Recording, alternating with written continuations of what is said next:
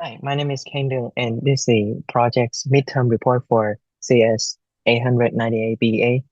The project is automatic detection and classification of 3D printing failures using image processing and deep learning.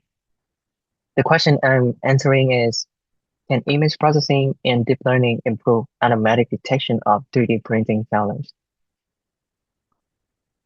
The three sources state my design are YOLO26, which is an efficient one-stage architecture good fit for near real-time monitoring. A faster RCNNs, which is a two-state alternative, potentially stronger localization, but heavier. It is considered but not implemented. And lastly, COAHE, a local contrast enhancement that help review weak visual structure in defects.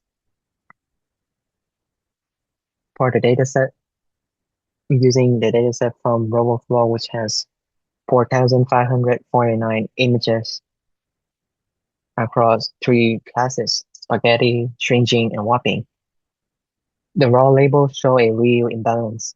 Warping is underrepresented at only 380 total annotations, and all of them have mixed polygon annotation alongside with normal boxes, which is matter a lot later.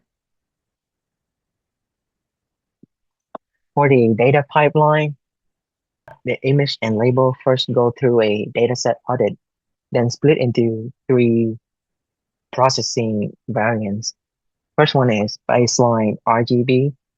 Second one is LBA color space with COAHE. And lastly is LAB plus COHE plus canny edges. It's the same YOLO26 star detector, then evaluated on loss, MAP, precision, recall, and per class metrics.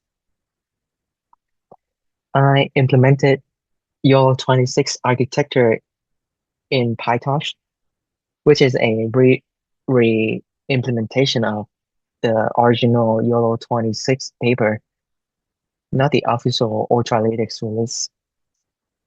So a 600, a 640 by 640 image go through a backbone of convolutional and C3K2 plots, then SPPF, then C2 PSA attention.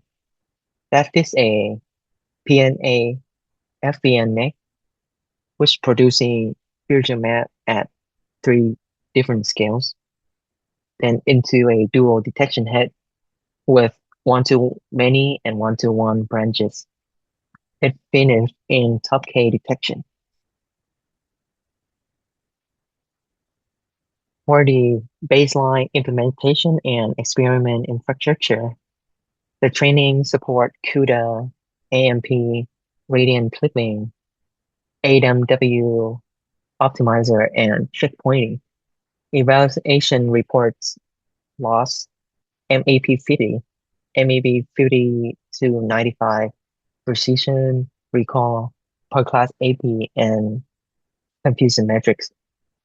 I have multiple safe checkpoints here, including baseline, COHE plus Kenny, plus learning rate.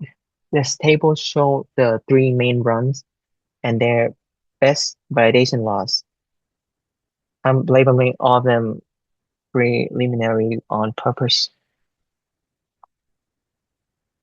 So the number are preliminary, not final detector accuracy because of the polygon label.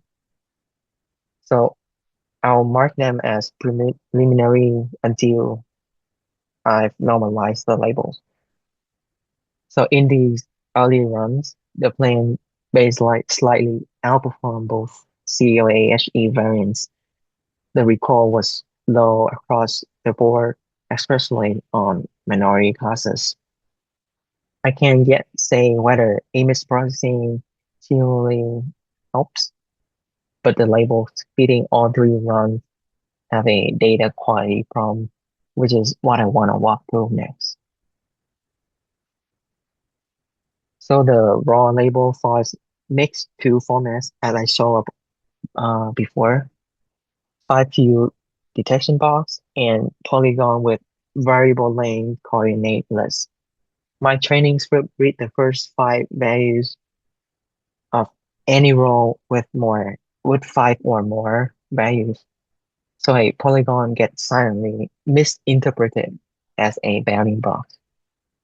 A and preprocessing only accepts strict by few rows or augmentation. So polygon label objects get dropped from the augmented copies. This is a real technically meaningful discovery.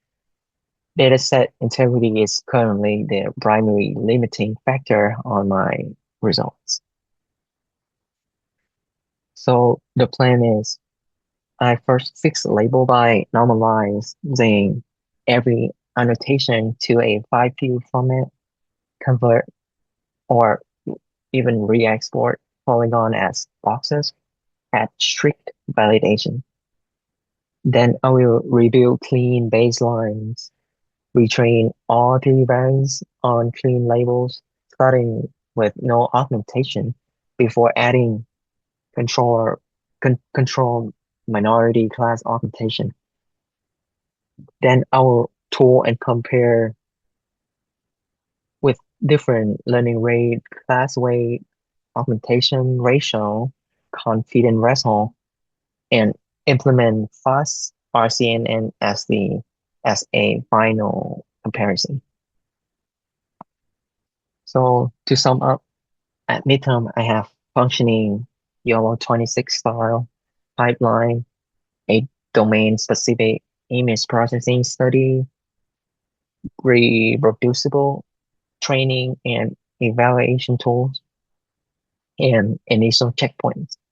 My experiments explore a critical mixed geometry and notation issue rather than reporting unreliable accuracy at final.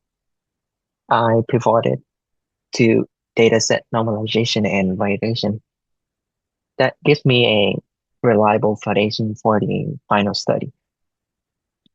So here are the sources for anyone who wants to follow. I'm happy to take any question from you. Thank you so much for listening.